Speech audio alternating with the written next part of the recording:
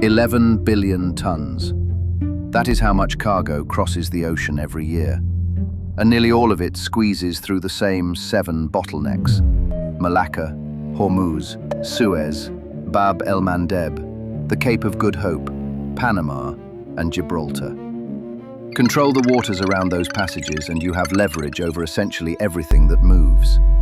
Between 2000 and 2023, one country, China, quietly assembled port positions near all 7.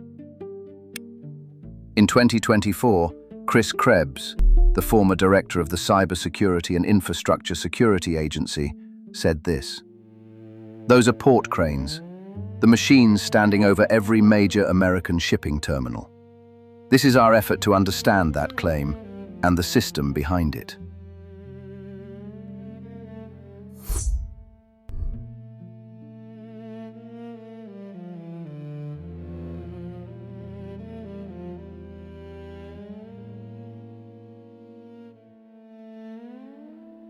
Between 2000 and 2021, Chinese state entities directed nearly $2 trillion into infrastructure abroad. The rate changed in 2013. That is when Beijing formalized the Belt and Road Initiative, and investment quadrupled. The road and rail projects drew the coverage. The port acquisitions did not.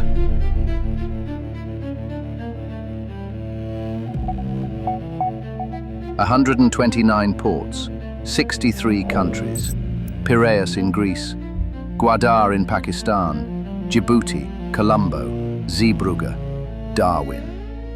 The names span 4 continents, but the pattern is consistent. 27% of global container traffic now moves through terminals where a Chinese state-linked company holds an ownership stake. Not operates, owns.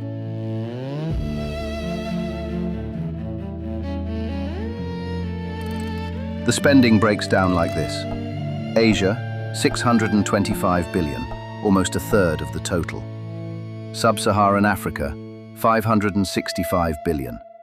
Together, those 2 regions account for 60% of all Chinese overseas lending, running along a single corridor. Beijing calls it the Maritime Silk Road.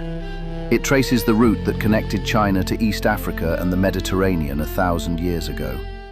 The infrastructure is new, the geography is ancient. 7 choke points. 84% of everything that moves by sea passes through one of them. Malacca alone carries a quarter of global maritime trade. Hormuz, 21%. Suez, 12. Chinese-linked ports now sit within 500 kilometers of all 7. Gwadar watches Hormuz. Hambantota and Colombo bracket the Indian Ocean. Djibouti guards the southern approach to Suez. $22 billion in investment, all within range. The model has produced results. When COSCO took over operations at Piraeus in 2008, it was the 93rd busiest port in the world. 15 years later, it ranked 26th. Container throughput multiplied 11-fold. 600 million euros in investment, thousands of jobs. A direct rail connection between Chinese factories and European consumers. Greece needed the money. COSCO delivered. In 2013, Xi Jinping put the logic plainly. Piraeus is the showcase. But it is not the case that defined the debate.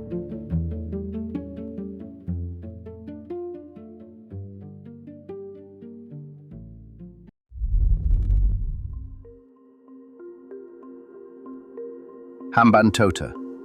Sri Lanka proposed a deep water port in 2002. They went to the United States first.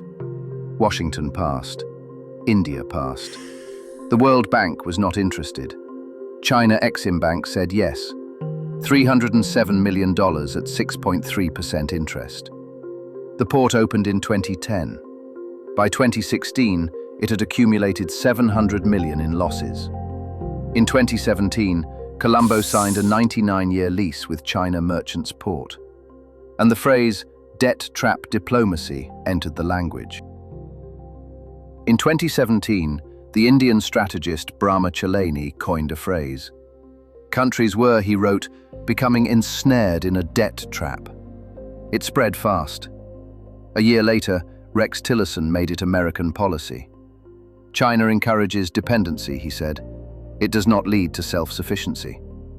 Hambantota was cited in congressional hearings, think tank reports, editorial pages across the West.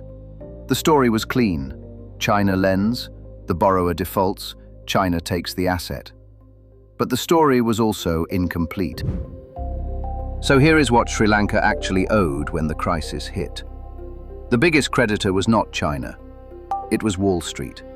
International bonds sold by Western banks, held by fund managers in New York and London. That was 47% of the country's external debt. The World Bank and the Asian Development Bank held another 22. Japan and India, 11. And China, 10%. The country that supposedly trapped Sri Lanka in debt held a tenth of what was owed. Colombo handed over Hambantota not because Beijing demanded it, but because the government needed cash, and that cash went straight to servicing the Western bonds. Deborah Broughtigam, who runs the China-Africa Research Initiative at Johns Hopkins, has been blunt about this. The Rhodium Group looked at 40 cases of Chinese debt renegotiation across the developing world. In not one did China seize a sovereign asset.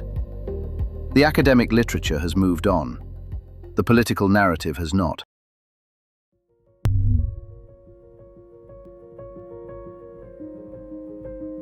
There is, however, a separate concern. ZPMC, Shanghai Zhenhua Heavy Industries, builds 70% of the world's ship-to-shore cranes. At American ports, 80%.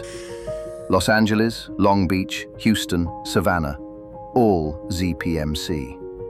In 2024, investigators found undocumented cellular modems on crane components. The Coast Guard inspected 92 cranes. They found vulnerabilities. They did not find malware. The difficulty is categorization. Port infrastructure is inherently dual use. Piraeus is profitable, and it sits on a strategic corridor.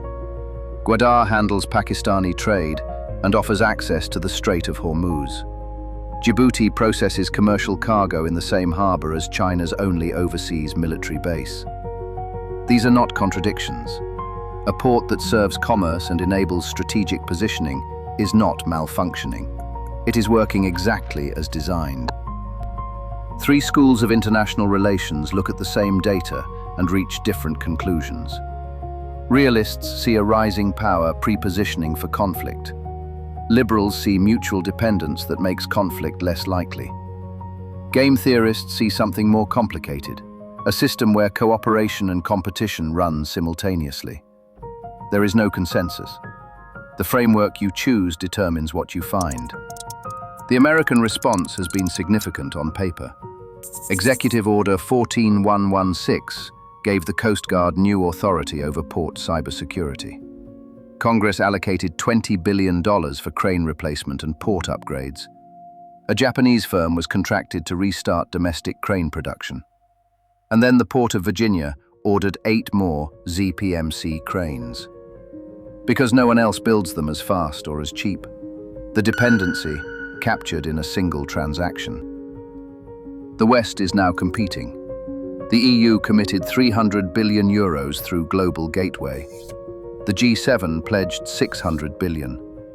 Japan and India launched their own corridor initiative. On paper, the combined Western commitment matches China's. In practice, China has a 20-year head start, and concrete cures faster than policy. 129 ports, 27% of global trade, $2 trillion in lending, 80% of American port cranes. When one country builds your ports, manufactures your cranes, and produces 96% of the shipping containers on Earth, the word for that is not imperialism. It is also not free trade. It is a supply chain position no previous generation has had to think about. And the question is not whether it matters. It is what anyone intends to do about it.